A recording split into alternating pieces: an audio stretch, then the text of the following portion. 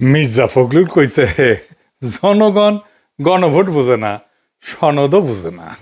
তো বুঝানোর দায়িত্বটা কার? না বুঝলে পলিটিশিয়ানদের। তো আপনি পারেন না কেন বুঝাইতে? আপনি বুঝান নাই কেন? জনগণ গণতন্ত্র কারে বলে বুঝে, বাংলাদেশি জাতীয়তাবাদ কারে বলে বুঝে উনি জিজ্ঞাসেন কাউরে? সাধারণ জনগণের কথা বাদ দেন, বিএনপির একজন কর্মী সমর্থকরে জিজ্ঞেস করে দেখেন তো কি উত্তর পান। এর মধ্যে দেখলাম জয়নুল আবেদিন ফারুক গণভোটে না ভোট দেওয়ার আহ্বান জানাইছে। দেখেন এই নিরেট বেকুবড়ে আপনি কি বলবেন? হুদাই পলিটিক্স করে, পলিটিক্সের বোঝে না, পলিটিক্স করতে আসছে। এমপি মন্ত্রী মিনিস্টার হয়ে যায়, হুইপ হয়ে যায়। তার দলকে জুলাই সনদের বিরোধী? তার দল তো লাফাইতে লাফাইতে গিয়ে জুলাই সনদের সাইন করে এসেছে। গণভোট তো হবে জুলাই সনদের উপরে, মানে সে যেইটাই সাইন করে এসছে তার উপরে গণভোট হবে। এরা দেখেন দেশ চালানোর খায়েশ করে। আচ্ছা, তর্কের খাতিরে ধরে নিলাম বিএনপি জুলাই সনদের বিরুদ্ধে, তারপরে ধরেন গণভোট হয়েছে এবং জুলাই সনদ বিরোধীরা মানে বিএনপি আর আওয়ামী লীগও তো জুলাই সনদের বিরোধী, তারা না ভোট দিছে, ফলে গণভোটে না জিতে গেছে। তাইলে রক্তে লেখা জুলাই সনদের পরিণতি কি হবে? আমি কই না যে বিএনপি বড়, তাই তার নিজেই নিজে মারে। বিএনপি যখন না ভোটের ক্যাম্পেইন করবে তখন নিজের নিজেই কেমনে মারবে সেটা বুঝে নিতেছে। আসেন আগে একটা বিষয় একটু খোলাসা করে নি। আমার তো শত্রুর অভাব নাই, শত্রুরা বেশিরভাগই মূর্খ সোদা। তাই মূর্খ সোদারা এসে বলবে জুলাই সনদকে ফালতু কইছে এই পিনাকি কয়দিন আগেই। আজ জুলাই সনদ প্রেমে গদ গদ হইছে। আমি এখনো মনে করি জুলাই সনদ ফালতু। এইটা আমরা বিপ্লবের পরে যে রাষ্ট্র তৈরি করতে চাইছিলাম, অন্তত আমি চাইছিলাম, সেটা করতে পারবে না। কিন্তু একটা দেশের সব রাজনৈতিক দল আলাপ আলোচনা করে এটা পর্যন্ত আগাইছে, সেটা একটা মূল্য আছে না? আমি চিটাগাং যাইতে চাই, গাড়ি চড়িছি, গাড়ি এসে কুমিল্লাত নষ্ট হয়ে গেল, তা আমি কি যাইতে পারিছি চিটাগাঙে? পারি নাই। গাড়িটা কি ফালতু? ফালতু। কুমিল্লা পর্যন্ত আসছি, সত্য আসছি, এটা কি ফেলাই দিতে দিয়ে ঢাকার দিকে রওনা দিব, নাকি চান্সে থাকবো অন্য গাড়ি চেয়ে চিটাগাঙের দিকে যাবো? চিটাগাঙের দিকে যাবো। তো বোঝা গেছে জুলাই সনদ হ্যাঁ ভোট পাইলে ভালো, রাজনৈতিক দলের সমঝোতা জনগণ মাইনে নিছে, এটা বোঝা যাবে। আর যদি না ভোট পায় তাইলে জনগণের আকাঙ্ক্ষাকে রাজনৈতিক দল ধারণ করতে পারেনি, এটাই বোঝা যাবে।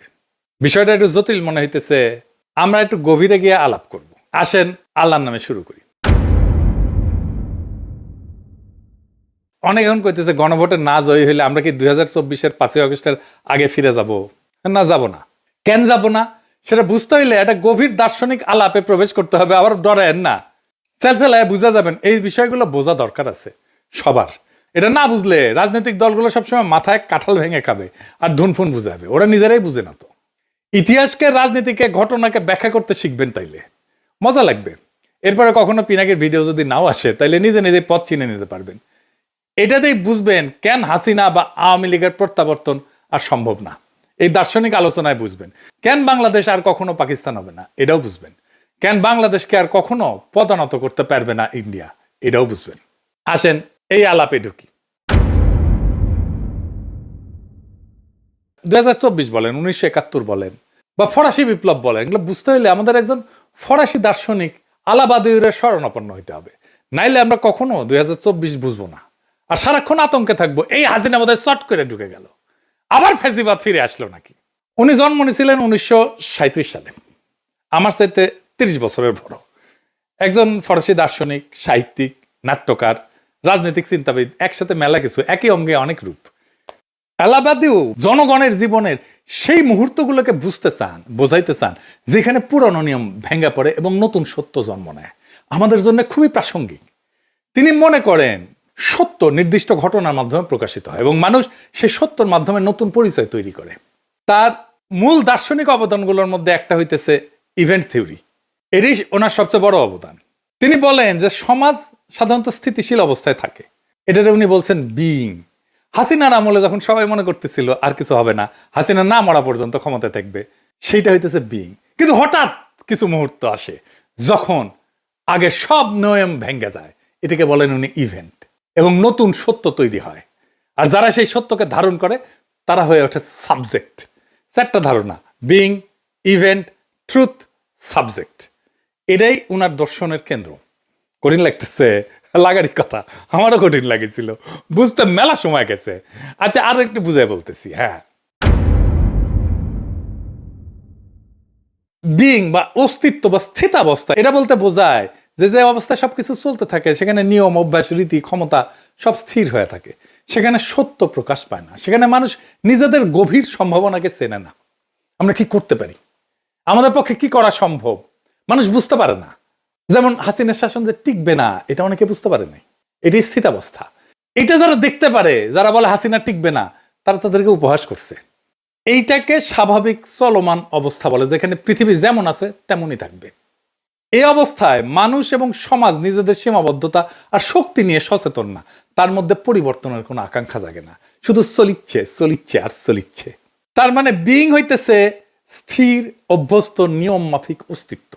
এখন অনেকে কয় না যে পিনাকি দেশটাকে অস্থিতিশীল রাখতে চায়, এরা হইতেছে সেই স্থিতাবস্থার ফুট সোলজার, যারা চায় বাংলাদেশ আগে যেমন ছিল সেরকমই থাকুক। 2 নম্বরে হইতেছে ইভেন্ট বা বিচ্ছেদ মুহূর্ত। ইভেন্ট হইল যেই মুহূর্ত স্বাভাবিক অবস্থার ভিত ফাটায় চুরমার কইরা দেয়। এই বিইং বা স্বাভাবিক অবস্থা, স্থিতাবস্থা, এটার ভিত একেবারে চুরমার করে দেয়, ওইটাকে ভেঙে নতুন সম্ভাবনার দ্বার খুলে দেয়। যার আগমনটা আগের নিয়ম দিয়ে ব্যাখ্যা করা যায় না, যা হঠাৎ সত্যের আবির্ভাব ঘটায়।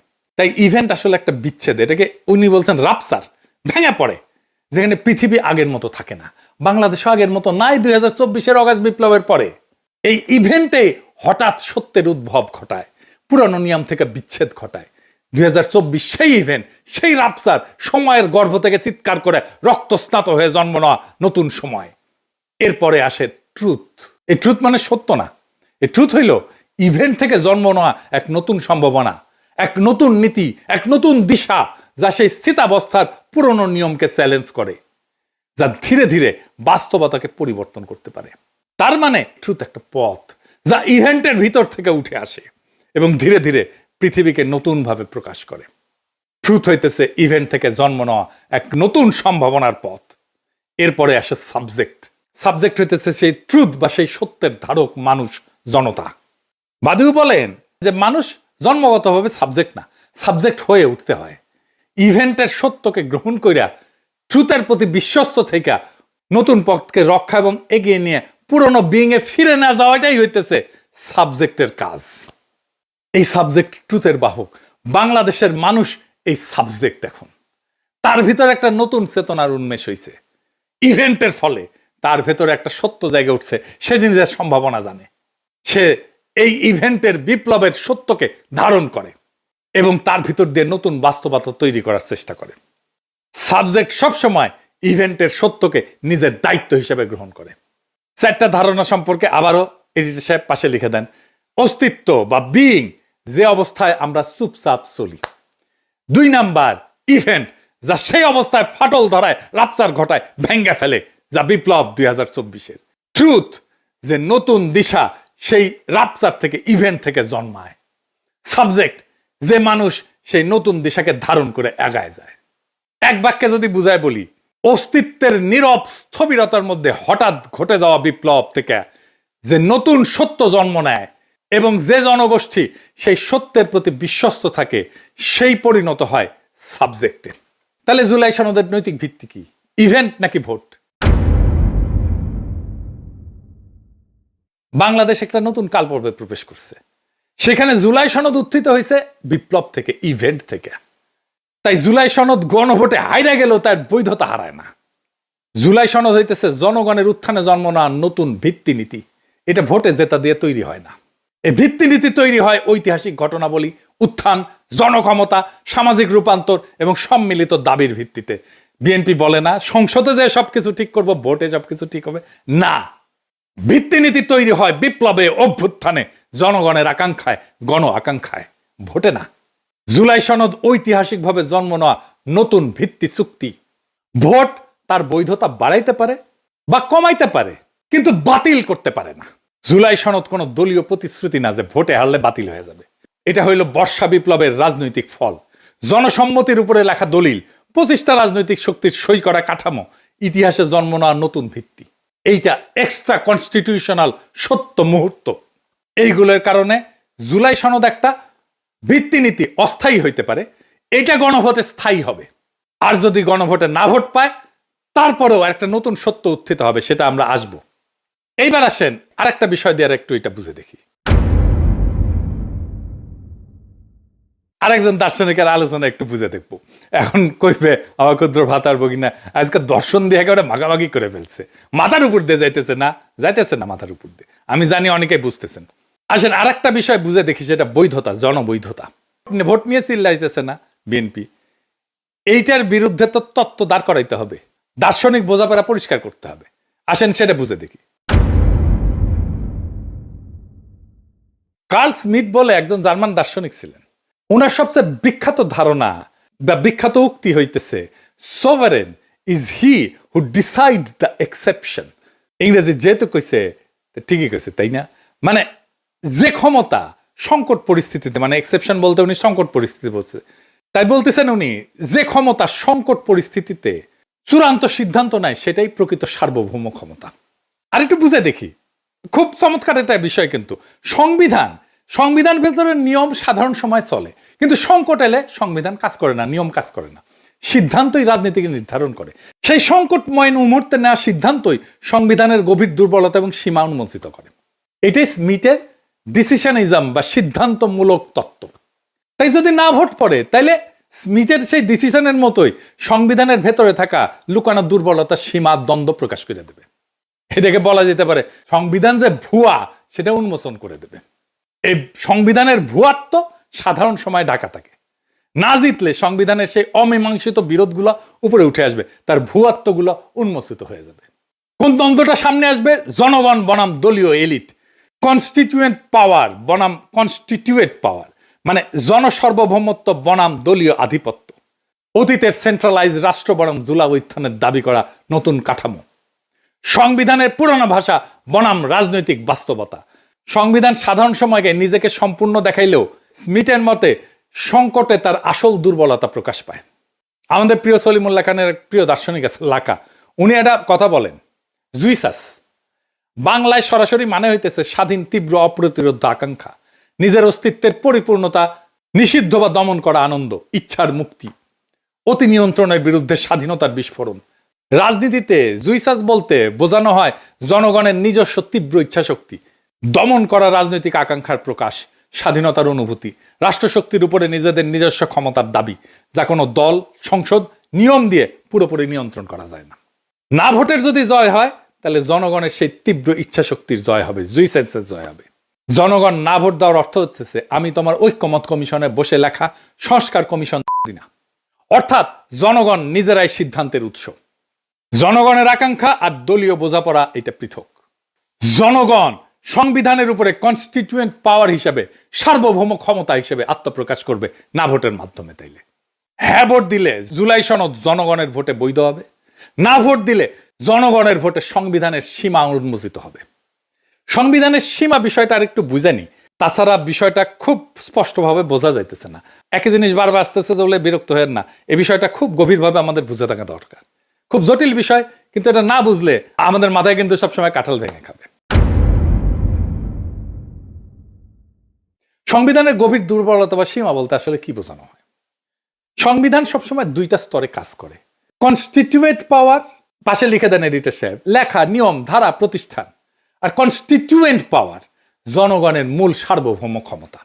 সংবিধানের দুর্বলতা তখনই প্রকাশ পায় যখন লেখা নিয়ম বা কনস্টিটিউয়েন্ট পাওয়ার, যেটা জনগণের আসল ইচ্ছা বা সার্বভৌম ক্ষমতাকে ধরে রাখতে পারে না। মানে হইতেছে আমরা জনগণ যেটা পাই সেটাই সার্বভৌম ক্ষমতা, কনস্টিটিউয়েন্ট পাওয়ার।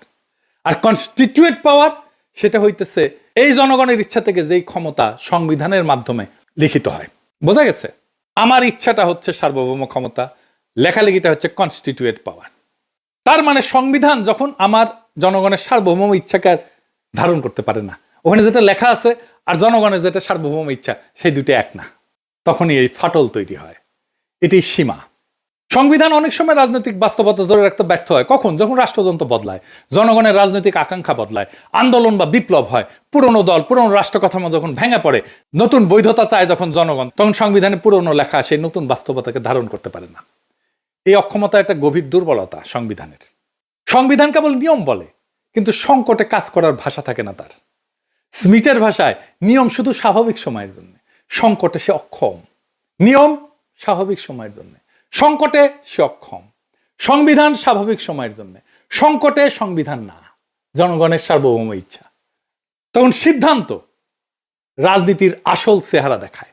যখন নির্বাচন ভেঙে পড়ে, রাষ্ট্র ব্যর্থ হয়, শাসক পালায়, হাসিনা যেমন পালাইছে, জনগণ রাস্তায় নেমে আসে, সংবিধান বলে না কি করতে হবে। এটাই ফল্ট লাইন, এটাই সংবিধানের সীমা। সংবিধান দাঁড়ায় থাকে দলীয় ভারসাম্যের উপরে, জনগণের উপরে না। বেশিরভাগ দেশের মতো বাংলাদেশেও সংবিধান রচিত হয় দলীয় সমঝোতায়। শাসক দলই ব্যাখ্যা করে, আদালত রাজনৈতিক চাপের বাইরে না। ফলে সংকট আসলে দলীয় স্বার্থই আগে আসে, জনগণের সার্বভৌমত্ব আগে আসে না। এটাই সংবিধানের সীমা। সংবিধান নিজেকে পরিবর্তন করার ক্ষমতা নিজেই আটকায় দেয়। সংবিধানের সবচেয়ে বড় দুর্বলতা হলো নিজেকে পরিবর্তন করতে একই রাজনৈতিক শক্তির অনুমতি লাগে। যদি সংসদ দখলে থাকে, দলগুলো ক্ষমতা নির্ভর হয়, তাহলে সংবিধান বদলানো যায় না, রাষ্ট্র ভেঙে পড়লেও বদলানো যায় না। তাই আমরা পারতেছি না এখন সংবিধান বদলাইতে, কারণ সংবিধানই বলে যে সংখ্যাগরিষ্ঠতার মতামত লাগবে সংবিধান বদলাইতে। এটি স্ট্রাকচারাল উইকনেস। সংবিধান জনগণের সার্বভৌমত্বকে ইনস্টিটিউশনালাইজ করতে পারে না। সংবিধান ধরে নেয় যে জনগণ 5 বছরে একবার ভোট দেবে, বাকি সময় রাষ্ট্রই জনগণের প্রতিনিধি। জনগণ পরোক্ষভাবে সার্বভৌম, কিন্তু জুলাই উত্থানের মতো পরিস্থিতিতে জনগণ সরাসরি ক্ষমতা প্রয়োগ করছে। দলীয় কাঠামো ভেঙে গেছে, বিদ্যমান নিয়ম আর যথেষ্ট থাকে না। সংবিধান এই সরাসরি সার্বভৌমত্বকে ধারণ করতে পারে না। এটাই সংবিধানের ডিপ লিমিট, সব দেশের, শুধু আমাদের দেশের না। সেজন্য আমরা সংবিধানের বদল চাইছিলাম, নতুন সংবিধান চাইছিলাম। সংবিধান রাষ্ট্রযন্ত্রের শক্তির সামনে দুর্বল।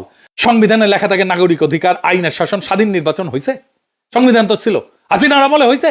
হয় নাই। বাস্তবে সেনাবাহিনী, ব্যুরোক্রেসি, গোয়েন্দা সংস্থা, পুলিশ, আদালত, দলীয় আধিপত্য, এগুলো লিখিত সংবিধানের উপরে উঠে যায়। সংবিধান তখন একটা কাগজ হয়ে যায়, রাষ্ট্রযন্ত্রের সামনে দুর্বল।